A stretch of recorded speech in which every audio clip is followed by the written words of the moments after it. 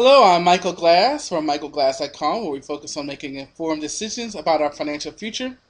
Before we begin our video, you want to start off with our disclosures. Any symbols you see today should not be inferred as a trading recommendation. No matter what form of investing you choose, stock, forex, futures, options, they all have a level of risk associated with them. Any strategies we show today are for informational purposes only. Future results are not guaranteed. And finally, any investment decision you make is solely your own responsibility. Trade at your own risk. So this is our stock market technical analysis trading plan. In our video, we'll look at the past week's economic calendar and also look forward to next week. We'll see what happened as far as the most recent price action to identify key support and resistance price levels.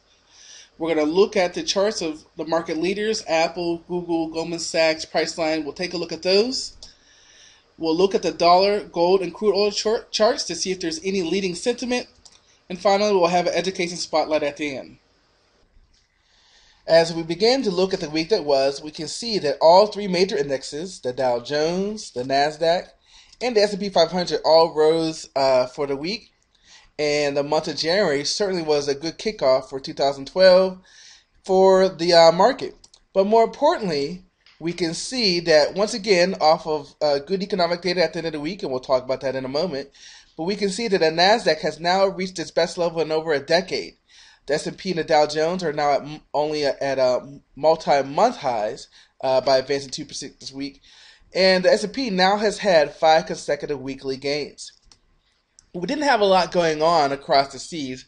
However, Fed Chairman Bernanke did indicate that there are concerns about what's going on with Europe, and even as Greece continues to deal with its debt problems, there is concerns of whether or not that's going to be a global problem, or are we actually contained from that problem? A lot of debate on which side of that. A lot of people say we're contained. A lot of people say it's going to affect the whole world. So we'll have to wait and see. On the corporate side, Amazon didn't meet their expectations, but the big thing was Facebook went ahead and finally made their filings for an initial IPO, initial public offering. I think they're saying they're trying to get $100 billion, which is going to dwarf what Google did for their IPO.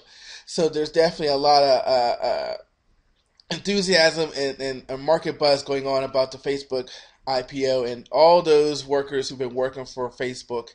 There's about to be a bunch of millionaires, and maybe Justin Timberlake in the movie was right. And of course, the big news of the week was our employment situation. When the market was expecting 168,000 jobs, the market created 257,000 jobs. And they also increased the numbers for December and November, and unemployment ticked down to 8.3%. And of course, you're hearing the spin both ways about how people have given up looking for work and what's the real unemployment number. But again, for us as investors, and again, I focus there. I'm not here to talk about politics, and I'm not here to talk about the true economic numbers. I'm here as an investor, and I'm here to try to give you guys my insight as an investor.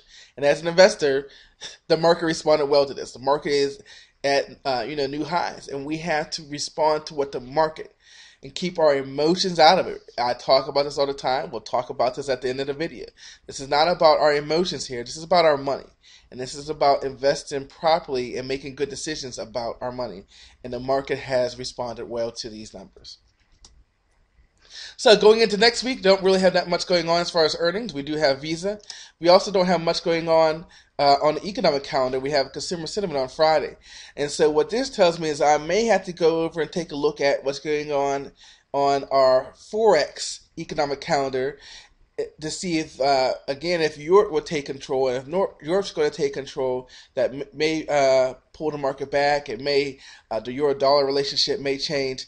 So with this light amount of news coming out from earnings and economic data, I may look at the Forex calendar to see how that might impact the market. Let's go to the charts and take a look. Okay, so as usual, we are starting off with the S&P 500, but I did want to show you that I mentioned that the NASDAQ is at multi-year highs over a decade, but you can see that we're not there on the the S&P 500 and the Dow Jones. Here we are back in May, 1370, And so we still have a little ways to go to at least match that, but we are beginning to again see multi-month highs where we're finally clearly have broken this swing high here from October, and now we're now testing the double top here from July and July and July. So that's where the market is. Just a beautiful uptrend, beautiful uptrend. We'll zoom in a little bit here now from where it started so we can get a better look at it. And you can really see just how nice this was. And of course, Friday, the market's reaction to the economic data of the week, the jobs report. Clearly, we're oversold here on the daily. I'm sorry, overbought. Overbought on MACD, overbought here on RSI. Stochastic swinging back up here. It's going to be interesting to see what happens. Sorry about that. We'll zoom out here to the weekly and get a really nice view of what happened this week. Again, zooming in to where the market is. There's that high back here again in May. Just beautiful. Look at that. 1, 2, 3, fractionally. 5 strong weeks higher. We're testing again this July, August move right in here. And the next topic is going to be this 1370 May high. On our weekly, there's still a little bit more room to go here on MACD and RSI, but stochastic is overbought. Now, to really get a good look at the month of January and what it has done, and you can see really going all the way back here to October 2008. This is the beginning of the collapse here. We still have a long ways to take that back. But we can get a real good view here of the month of January, the month of December. Here's our sideways November. Remember, November became sideways doji because of that last week of November heading into December. On our monthly, stochastics heading up, RSI heading up, MACD heading up. Still a little more room to go to the upside on the monthly. So we have pretty much overbought on the daily. Weekly and the monthly has a little bit more room to go. Now we'll zoom out and switch over to the NASDAQ. And here again you can see this view here. Here we are getting above these double tops here from April and May, and then also here in July and August we have zoomed right above that. And we'll get a better view of that when I get to the weekly charts, but we'll zoom in here and just see that little gap up there. And so, we are really, the NASDAQ, we remember for a while that the NASDAQ was lagging behind, and obviously right now the NASDAQ is starting to lead again. Our tech stocks are there. All of them are now overbought on our indicators, our three musketeers, three amigos, all overbought. Let's zoom out to the weekly. I'm sorry. There we go. My little scroller bar wasn't being my friend. Okay, so here again we can get a real good view here of breaking out to new highs here. And getting above where we were. Now, what's interesting is, a lot of people say the buy is on the pullback. So if we get a pullback to this level, that might be interesting. But again, we can see just beautiful. As the NASDAQ was lagging, 1, 2, 3, 4, 5 weekly gains here on the NASDAQ also. It's really taking a lead. So CAC is getting to overbought now. RSI and MACD, there we go, still have a little bit more room to go. We'll go out one more time to the monthly, get another nice view here. Again, there we are breaking that swing high. Very nice December, very nice January. Here on the monthly, the indicators have just a little bit more room. A little bit more room here, a little bit more room here. So I expect to see well, here's the most important thing. Pause for a second, and that is we don't have a lot of catalysts this week. So when you think about the NASDAQ being tech heavy and we don't have really earnings, tech stocks earnings. So we may fall into the financials and whether or not they lead, which is going to be based upon economic data. We don't have a lot of that. We don't have a lot, so we may see again, as I said, some of the forex economic data to lead the banks, and unless maybe some more of the Facebook IPO. It's really going to be interesting to see if we don't get a pullback this week, because clearly 5 weeks up, the market needs to breathe just a bit. Let's take a look at our market leaders and see what they're showing us.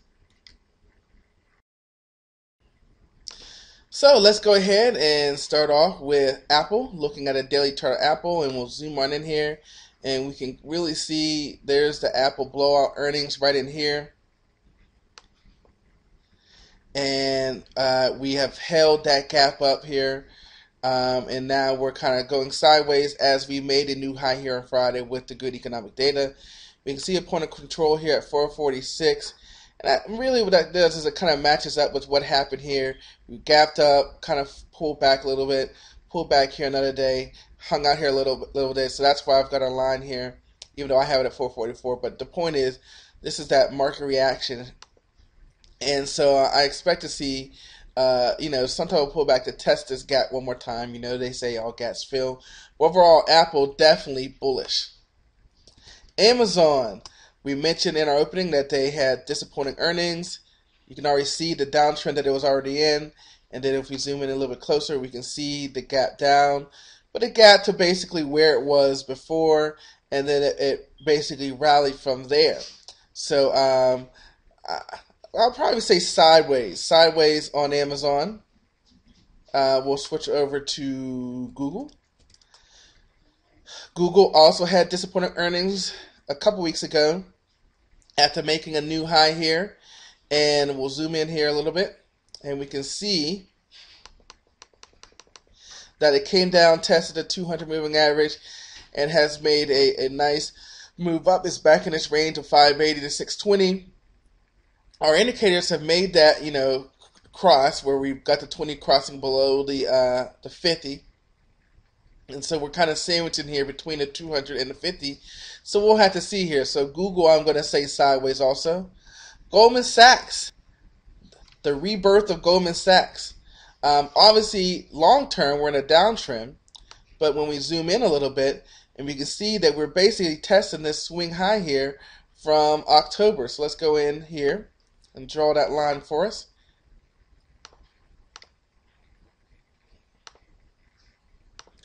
Zoom in a little bit more, and we get a better picture of that. Once we broke this downtrend line here, we really have taken off, haven't we? And now we're above the 200 moving average for the first time in who knows how long. It's tough because when you zoom out and see this downtrend we're in, when does this become an uptrend?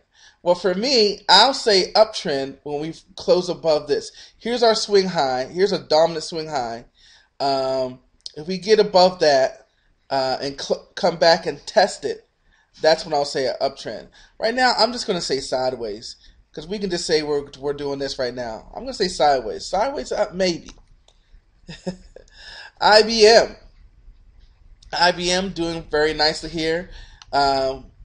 The thing that's interesting is that I had this channel in here and we got a little bit out of it, tested it again here. So you might say that this 194 is our new resistance, and you really could say that here we get a wicks tested here, wicks tested here, moving in between that. So this one IBM I would say sideways up. Intel's pretty much doing the same thing. Making its way up here to 27. So I am going to go ahead on that one and draw that in here.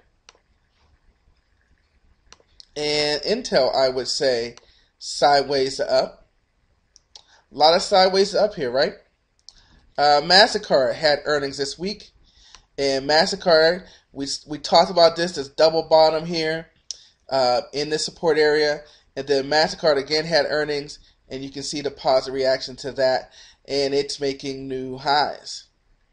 I am going to still go ahead and draw this in because if you look where this was and where the wick was, I'm still going to watch to see if the market comes back and tests that level right there.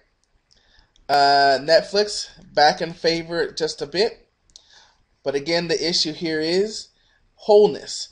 These people up here are definitely still looking to get whole. Anybody who thought we're going to get a bounce here, and so this is definitely a test of people looking to get whole. As we zoom in a little bit here and see that we haven't been able to break this. So it's a sideways up, but there's a lot of people who may try to get whole if we break up above this to try to go test the 500 and 200 move 100.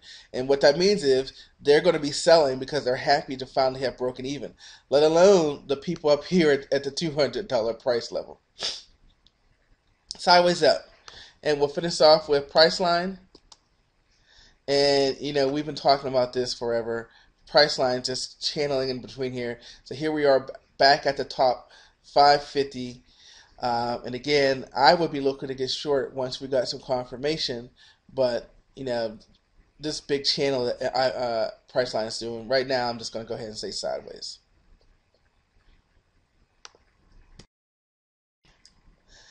Now we're going to go ahead and take a look at some of our market sentiment leaders. And first we'll start off with our inverse relationship with the dollar. Strong dollar, weak market. Strong market, weak dollar. And we said January was a good month for the market, and January was not a good month here for the dollar. We can see this pullback here. But we're pausing here at this 79. So we'll see if we can get some catalysts. Maybe consumer sentiment on Friday might give us a little something. Not a lot of news. So again, we'll have to go to our Forex calendar to see what could really affect the dollar here. But overall, I'm going to go with sideways, maybe even sideways to down here for the dollar. So a weak dollar means what to gold? And gold has finally found its way. Coming back up, of course, with the strong market. Gold fell off a little bit here on Friday. But it's trying to get back up here to 1700. But what we did say last week was, we said, look at these wicks right here. So it needs to get above 1750 to really say that we're heading up to 1800. And we did peek our head above there for a moment, for a slight moment. But Friday's actually brought us right back here. So, that's where we pause here also. So it's going to be interesting. I'm going to say sideways to up here for gold. And we know crude oil in its 102 to 96 range. It's doing that again. It's getting down here to 96. So there's definitely, you can see it got down here to 96. The buyers came in and brought us right back up. So that, those of us who want to trade that channel, that's fine. Gas over 350. Really, really impressive. As we look at our education spotlight, we're going to bring it full circle. We mentioned this earlier. And again, the importance of developing a way to cope with your emotions is so overestimated in investing. And we were talking about earlier about the economic data, about the jobs data. And, some people want to politicize it. Some people want to emotionally react to it about the true status of the country. And that's all important. But when it comes to our money, we have to focus on making educated decisions about our money and about our portfolios, and not bring those emotional impacts, those emotional feelings, those emotional data to impact what we're doing. Those numbers can't be right. Well, maybe not, but that's not our job as an investor. Our job as an investor is to evaluate how the market is responding and work with the trend and not against the trend. So as on a day-to-day, it's not just these economic numbers, but on earnings numbers. And, the old market saying of sell the news. Even good news can be a reason to short. Legitimate good news. So we have to take the time to come up with a system, backtest that system, and focus on the system that we are investing, and not as much. But we do have to be aware of the news. But our job is to decipher how the market is reacting to the news, and not decipher, as far as our investing concerned, whether or not we believe the news is correct and the market is correct in their interpretation of the news. Again, take the time, like, comment, subscribe, give us some feedback. Rage against nice talking with you. Keep posting. I'll respond to everything you put up there. Anybody to post, I'll be more happy to reply to what you have to say. So let me know. We're definitely finally got I got a new laptop to definitely do the editing for our You Make the Call channel. So and our first video is going to be on Apple and Facebook. So definitely want to check out those channels. And you know about our offerings, what we can do to help you make a trading plan, develop a trader's mindset, really make sure that you're making investment decisions, not emotional decisions. And for those of you who just say, I'm tired of trying to put this all together, and you're looking for someone to manage your account, we do have a great managed Forex account system now that you can find, michaelglass.com/forex.html. Full transparency, it's your account. You're giving us authorization to trade the account, and we'll develop a personalized trading plan for you. And again, for those who want to do it for themselves, through our coaching program, we can help you develop that trader's mindset also. Because in the end, it doesn't make a difference about all this external data if you can't pull the trigger and if you get analysis paralysis. Excuse me. So it really takes the time to develop that trader's mindset so that you can make educated decisions about your own financial future. Thanks, guys, and I'll see you next time.